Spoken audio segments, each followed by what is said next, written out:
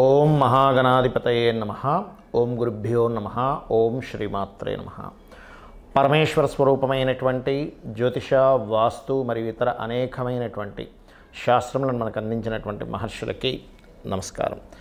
హయగ్రీవ హయగ్రీవ హయగ్రీవేతి యోవధేత్ తస్య నిస్సరతే వాణి జహ్నుకన్యా ప్రవాహవత్. అరుణాం కరుణాతరంగితాక్షీం ధృతపాశాంకుశపుష్పబాణచాపాం అనిమాదిభిరావృతాం మయూకైః అహమిత్యేవ విభావయే భవానీం. శ్రీమాత్రే నమః. ప్రేక్షకులకి ఆ లలితాంబిక అమ్మవారి యొక్క అనుగ్రహం పరిపూర్ణంగా కలగాలని మనస్ఫూర్తిగా కోరుకుంటూ మనం ఈరోజు చెప్పుకోబోయేటువంటి టాపిక్ ఏమిటంటే, చాలామందికి కన్ఫ్యూజన్స్ ఉంటాయి. నేను ఏ దేవత ఆరాధన చేస్తే నా లైఫ్ బాగుంటుంది, ఏ దానము చేస్తే నాకు ఉండేటువంటి పూర్వజన్మ కర్మ తొలగుతుంది అనేటువంటి అన్వేషణలో ఒక దేవత దగ్గర ప్రారంభమవుతుంది వాళ్ళ యొక్క స్పిరిచువల్ జర్నీ. అలా ప్రారంభమై ఉదాహరణకి ఒక వెంకటేశ్వర స్వామిని చేస్తున్నారు అనుకోండి పూజ, ఇంకోరెవరో చెప్తారు నేను ఆంజనేయ స్వామిని చేసాను చాలా వచ్చింది అంటే వెంకటేశ్వర స్వామితో పాటు ఆంజనేయ స్వామి, దాని తర్వాత ఇంకో దేవతా స్వరూపం అమ్మవారు, దాని తర్వాత ఇంకో స్వరూపం అలా పెరిగిపోతాయి. ఇందులో ఒక్కొక్క దేవతారాధన చేసినప్పుడు వాళ్ళకి కొన్ని మంచి అనుభూతులు కలిగినప్పుడు దాన్ని వదిలితే ఏమవుతుందో అనే దీంతో ఎక్కువ పెట్టేసుకొని కన్ఫ్యూజన్లో ఉంటారు. అసలు నేను ఏ దేవతను ఆరాధిస్తే మంచిది అనేటువంటిది ఇక్కడ ఒకటే గుర్తుపెట్టుకోవాలి. మీరు ఏ దేవతను ఆరాధించినా అది మూల పరమాత్మకే అందుతుంది. అయితే ఇక్కడ స్పెసిఫిక్గా అందరి రక్తము ఎర్రగా ఉన్నప్పటికీ ఒక్కొక్క గ్రూప్స్ ఉంటాయి. ఆ రక్తం వాళ్ళకి బాగా పనిచేస్తుంది, అంటే వాళ్ళకి బాగా సెట్ అవుతుంది, వాళ్ళకి ప్రాణాన్ని ఎలా కాపాడుతుందో. ప్రతి లగ్నము, ప్రతి రాశి, లగ్నం తెలియని వారికి రాశి పరంగా మీరు ఏ దేవత ఆరాధన చేస్తే, ఏ స్వరూపంలో ఉన్న పరమాత్మని ఆరాధిస్తే అంతా ఒకటే గుర్తుపెట్టుకోండి, అందరూ ఒకటే. ఏ స్వరూపంలో ఉన్నటువంటి పరమాత్మని మీరు ప్రార్థిస్తే మీకు పూర్వజన్మ కర్మ తొలగుతుంది, ఏ దానము ఇస్తే మీకు బాగుంటుంది అనేటువంటి విషయాలు ఒక్కొక్క లగ్నరీత్యా, లగ్నం తెలియని వారి రాశిరీత్యా తెలుసుకుందాం. అయితే ఈ విషయాలు చెప్తుంది నేనైనప్పటికీ కూడా చెప్పేస్తుంది సాక్షాత్ లలిత అమ్మవారిగా భావిస్తూ ఒక్కొక్క లగ్నం గురించి మనం తెలుసుకుందాం. తులాలగ్నము, తులారాశి, తులవారి కనుక చూసుకున్నట్లయితే ఇక్కడ మీరు ధ్యానించాల్సినటువంటి దేవత మూర్తి ఎవరు? సకల దేవతలను ధ్యానించవచ్చు, సకల దేవతల్ని పూజించవచ్చు, అందులో ఎటువంటి సందేహం లేదు. అయితే తులారాశిలో కనుక జన్మించినట్లయితే చిత్తా 3, 4 స్వాతి, విశాఖ నక్షత్రాలు ఉంటాయి, 1, 2, 3 పాదాలు. చిత్తా 3, 4 వాళ్ళు ముఖ్యంగా ఏదైనా శక్తి దేవత ఆరాధన అంటే వారాహి, ఓం వారాహి దేవతాయై నమః, లేదా అమ్మవారి ఆరాధన లలిత ఎవరైనా చేసుకోవచ్చు. అదేవిధంగా స్వాతి నక్షత్రంలో జన్మించారనుకోండి, దుర్గా అని ఓం దుర్గాయ నమః అనేటువంటి నామస్మరణని ధ్యానిస్తూ ఉంటే చాలా చక్కటి ఫలితాలు ఉంటాయి. అనవసరమైనటువంటి భయాలు తొలగుతాయి, గుర్తుపెట్టుకోండి. అదే విశాఖ నక్షత్రంలో జన్మించామండి అని అనుకునేటువంటి వారు చక్కగా మీరు దక్షిణామూర్తిని కానీ, ఓం దత్తాత్రేయుని కానీ, లేదా జై గురుదత్త, శ్రీ గురుదత్త అనేటువంటి నామస్మరణ చేసుకుంటూ ఇలా జ్ఞానముద్ర వేసుకొని కనుక ధ్యానం చేసుకున్నట్లయితే ఖచ్చితంగా మీకు అప్పుల బాధల నుంచి కూడా బయటపడతారు ఆ ధ్యానం వల్ల. ఇక ఈ లగ్నంలో జన్మించాము, ఎవరిని నిత్యము పూజ చేయాలి అని చెప్పి చూసుకున్నట్లయితే కాళికా అమ్మవారి యొక్క ఆరాధన చాలా చక్కటి ఫలితాలు ఇస్తుంది. లేదు ఆంజనేయ స్వామిని కూడా ఆరాధన చేసుకోవచ్చు. పంచమ స్థానంలో మీకు ఉదాహరణకి మీ లగ్నం నుంచి కుంభరాశిలో ఏదైనా గ్రహం ఉందనుకోండి, ఆ గ్రహానికి లేదా ఆ గ్రహ అధిష్టాన దేవత ఎవరెవరు అనేటువంటిది ఒక్కొక్క దాని గురించి నేను వీడియో ఎండింగ్లో చెప్తాను, అక్కడ వినండి తెలుస్తుంది. ఒకవేళ పంచమంలో ఎక్కువ గ్రహాలు ఉంటాయి, ఆ గ్రహాలు కూడా చేసుకున్నట్లయితే మీకు మరింత అనుష్ఠాన శక్తి పెరుగుతుంది. అలాగే మనకి పుణ్యం ఎంత అవసరమో పాపము తొలగడం కూడా అంతే అవసరం. ఆ రకంగా మీరు మీ యొక్క పూర్వజన్మ కర్మ కొద్దీ ఏదో పాపం చేస్తాం, అందరూ చేస్తారు తెలుసో తెలియకో. అలా జరిగినటువంటి విషయం తొలగాలి అంటే మీరు ఎక్కువగా శనగలు ఎక్కువగా దానంగా ఇస్తూ ఉండండి. మరియు మీ లగ్నాత్ 6వ స్థానంలో అంటే మీనరాశిలో ఏ గ్రహాలు ఉన్నాయి, సింహరాశిలో ఏ గ్రహాలు ఉన్నాయి చూసుకోండి. అంటే 6, 11లో ఉండే స్థానాధిపతులు అంటే గోధుమలు, శనగలు దానంగా ఇవ్వడము, సింహరాశిలోని మీనరాశిలో ఉండేటువంటి గ్రహాలకు సంబంధించిన దానం ఇవ్వడం చేసినట్లయితే మీ కర్మ ఖచ్చితంగా తొలగుతుంది.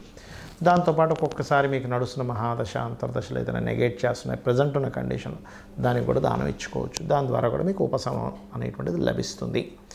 ఇక గోవులకు కూడా ఇదే విధంగా 6, 11లో స్థానాల్లో ఉండే గ్రహాలకు సంబంధించిందే తినిపించండి. అయితే ఇందులో ప్రధానంగా మీరు గోధుమ రవ్వ మరియు అరటికాయలు తినిపించినట్లయితే మరింత చక్కటి ఫలితాలు వస్తాయి మీకు. మనం పూజ చేసేటప్పుడు పర్టికులర్గా కొన్ని అంశాలు మీరు గుర్తుపెట్టుకోవాలి. ఏమిటది? ఎందుకంటే అలా చేస్తేనే మీకు ఆ యొక్క పూజా ఫలితము 100% మీకు వస్తుంది. ఎలా అంటే చాలామంది పూజ చేసేటప్పుడు భయంతో పూజ చేస్తుంటారు. అమ్మో ఇవాళ నేను పూజ చేయలేదు ఏమవుతుందో, అమ్మో నేను రోజు పెట్టే నైవేద్యం పెట్టలేదు ఏమవుతుందో, ఇవాళ గాబరగా చేసేసుకున్నాను ఏమవుతుందో అని. కానీ ఒకటే గుర్తుపెట్టుకోండి, ఎప్పుడూ కూడా దేవతని, అది అమ్మవారు కావచ్చు, ఈశ్వరుడు కావచ్చు, నారాయణుడు కావచ్చు, గుర్తుపెట్టుకోండి. వాళ్ళని మనం ఒక చిన్న పిల్లవాడిని తల్లి ఎలా అయితే చూస్తుందో, అమ్మాయి కావచ్చు అబ్బాయి కావచ్చు, తల్లి వాడిని చాలా జాగ్రత్తగా పెంచుతుంది. అంటే అట్లాగా వాడి నుంచి ఏమీ ఎక్స్పెక్ట్ చేయదు, కేవలం వాడిని పెంచడంలోనే ఆనందం పొందుతూ ఉంటుంది. ఇప్పుడు ఉదాహరణకి పిల్లవాడు ఉన్నాడు, రోజు క్యారేజీ కడుతుంది.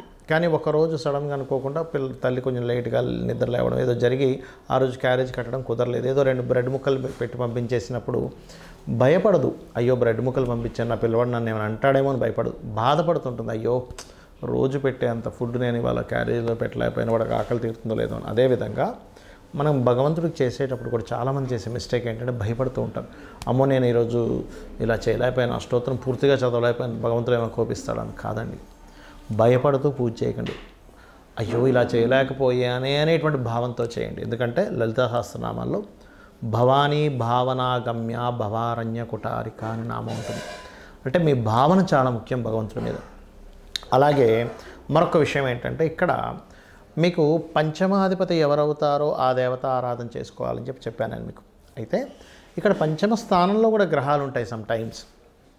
అంటే ఒక్కోసారి పంచమ స్థానంలో రవి ఉన్నాడు అనుకోండి. ఉదాహరణకి సహజంగా మేషలగ్నానికి అయితే పంచమాధిపతి రవి, కానీ అందరికీ పంచమాధిపతి రవి అవ్వాలని రూల్ లేదు. ఒక్కోసారి రవి ఉంటాడు అక్కడ.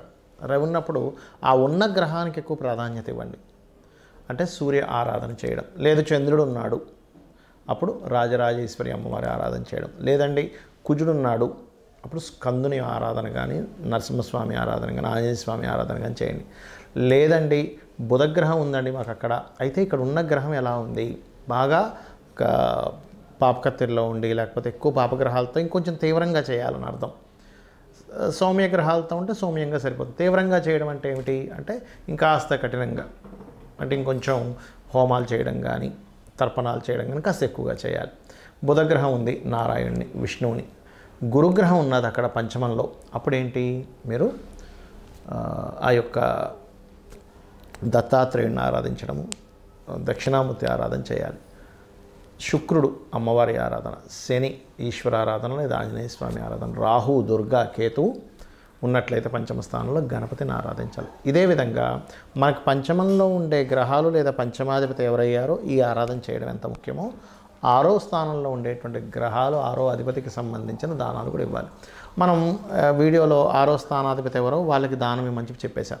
కానీ 6వ స్థానంలో ఏదైనా గ్రహం ఉంది, ఇప్పుడు రవి ఉన్నాడు, గోధుమలు దానంగా ఇవ్వండి. చంద్రుడు బియ్యం, కుజుడు కందులు, దాంతోపాటు ఎరుపు రంగు క్లాతు, అదేవిధంగా బుధుడు పెసలు, గురువు శనగలు, అదేవిధంగా శుక్రుడు బొబ్బర్లు, శని తెల్ల నువ్వులు, రాహు మినుములు, కేతువు ఉలవలు దానంగా ఇవ్వండి. అయితే ఇక్కడ ఒక విషయం ఏంటంటే దానం ఇచ్చేటప్పుడు తీసుకునే వ్యక్తి ఈశ్వర స్వరూపంగా భావించి ఇవ్వండి. ఏదో నా దగ్గర ఉన్నాయి అనేటువంటి భావంతో కాకుండా చక్కగా ఆ తీసుకునే వ్యక్తి కూడా బ్రాహ్మణుడికి అంటే పురోహితుడికి ఒక లక్షణం చెప్పబడింది, దానము తీసుకోవాలి, దానము ఇవ్వాలి అట. చాలామంది ఈ మధ్య ఏం చేస్తున్నారు అంటే తీసుకునేటువంటి విషయంలో అమ్మో మేము తీసుకోము, మేము తీసుకుంటే మాకు ఆ కర్మ వస్తుంది అనేటువంటి భయపడుతుంటారు. అయితే ఇక్కడ చాలా సందర్భాల్లో ఏమవుతుంటుందంటే వాళ్ళు తీసుకొని పక్కన పెట్టేయడం, లేకపోతే అక్కడ పెట్టేసి వెళ్ళండి అన్నమో అంటూ ఉంటారు. అలాగా అక్కడ పెట్టేసి వెళ్ళండి అనుకునే దగ్గర మీరు దానం ఇవ్వడం అనేటువంటిది అనవసరం. మరి అలాంటప్పుడు కొంతమంది అడుగుతుంది ఏంటంటే ఏమంటే మరి ఈ దాన ప్రక్రియలో గోవుకి ఏమైనా పెట్టొచ్చా అంటూ ఉంటారు. గోవులకి ఈ దానం ఇచ్చేది పెట్టకండి. ఇప్పుడు గోధుమ రవ్వ తినిపించవచ్చు గోవుకి, బియ్యము పిండి వరకు తినిపించవచ్చు, కానీ ఈ కందుల కంటే కూడా ముఖ్యంగా క్యారెట్స్ తినిపించండి కందుల ప్లేస్లో, అంటే కుజుడికి సంబంధించింది. అలా కాదు శనగలు ఇస్తున్నాము గురువుకి సంబంధించింది, అలాంటి సమయంలో మీరు ఆ గ్రహానికి సంబంధించిన అరటికాయలు తినిపించవచ్చు గురువుకి సంబంధించిన విషయంలో. శుక్రుడికి సంబంధించిన విషయంలో ఏదైనా తీపి పదార్థాలు తినిపించవచ్చు. శనికి సంబంధించిన బెల్లం తినిపించవచ్చు, నువ్వులు తినిపించకండి. రాహు అదే నువ్వులు, అదే బెల్లపు ఉండలు ఒక 4 ఉండలుగా తినిపించండి. కేతువు గ్రాసం తినిపించండి. బుధుడికి సంబంధించిన దాంట్లో గోంగూర తినిపించండి. బుధగ్రహ దోషం ఎక్కువగా ఉంది అని చెప్పారు మీకు ఎవరైనా జ్యోతిష్కులు. గోంగూర తినిపించండి. ఏమవుతుందంటే దీనివల్ల మీకు ఖచ్చితంగా ఆ గ్రహదోషము, అంటే దానం ఇచ్చినప్పుడు ఏ ఫలితం వస్తుందో ఆ ఫలితం వస్తుంది. కానీ ఇక్కడ ఏంటంటే కొన్నిసార్లు మీరు పెట్టేటప్పుడు గోవు యాక్సెప్ట్ చేయదు. అది 2 కారణాలు ఉంటాయి అక్కడ. ఆల్రెడీ దానికి కడుపు నిండి ఉండొచ్చు, లేదా మీ దోషము పోవడానికి ఇంకొంచెం సమయం పడుతుంది. అలాంటప్పుడు 2-3 సార్లు ప్రయత్నం చేసినట్లయితే గోవుని కాస్త మనసులో నమస్కరించుకొని గోవుకి నమస్కారం పెట్టి చేసినట్లయితే అప్పుడు తింటుంది. గోవు ఎప్పుడైతే స్వీకరించిందో అక్కడ మీకు దోషం పోతుందని అర్థం. అందులో ముఖ్యంగా దేశీవాలి గోవు పెట్టండి. జెర్సీ ఆవుకు పెట్టండి, కానీ పాపం పోతుంది అంటే మీ యొక్క కర్మ తొలగుతుందనే భావంతో పెట్టకండి. ఒక జీవికి పెడుతున్నాము, ఆహారం పెడుతున్నాను అనేటువంటి మానవతా దృక్పథంతో పెట్టండి. కానీ జెర్సీ ఆవుకి ఆ పవర్స్ ఉండవు. బికాజ్ ఆఫ్ అది పిగ్ స్పెర్మ్తో తయారైంది కాబట్టి దానికి ఎనర్జీ ఉండదు. దేశీవాలి గోవుకే ఎనర్జీ ఉంటుంది. ఇది గుర్తుపెట్టుకోండి. ఇక మీరు ముఖ్యంగా నేను ఇప్పుడు చెప్పినటువంటిది ఏదైతే ఉంటుందో దానాలు, మీకు పాపగ్రహాలు 6వ స్థానంలో ఎక్కువగా ఉన్నప్పుడు కనీసం ఫస్ట్ ఒక 7 వారాలు ఇచ్చేసి ఎవ్రీ 3 మంత్స్కి ఒకసారి ఇస్తుండండి దానం. అదేవిధంగా దేవతారాధన మాత్రం నిత్యము చేయండి. ఏమండి మాకు సమయం లేదు, నిత్యము దేవతారాధన చేసుకునేంత సమయం లేదంటే ఆ దేవత నామాన్ని కనీసం స్మరించుకుంటూ ఉండండి. కొంతమందికి సమయం ఉండదు, కొంతమంది పిల్లలు ఉంటారు, చదువుకునే ఇది ఉంటుంది, కొంతమందికి పొద్దున్న వెళ్ళిపోతే ఎప్పుడో రాత్రి రావాల్సి వస్తూ ఉంటుంది. వాళ్ళ వర్క్స్ అలా ఉంటాయి. అంత మాత్రం చేత వాళ్ళు ఏదో విపరీతంగా సంపాదిస్తారని కూడా ఉండదు. కానీ మనసులో చేసుకునే సమయం ఉంటుంది మీకు. మనసులో ఇప్పుడు ఉదాహరణకి ఓం నమో నారాయణాయ, ఓం శ్రీమాత్రే నమః అనుకుంటూ ఉండండి. ఖచ్చితంగా మిమ్మల్ని ఆ దేవత రక్షిస్తుంది. శ్రీమాత్రే నమః.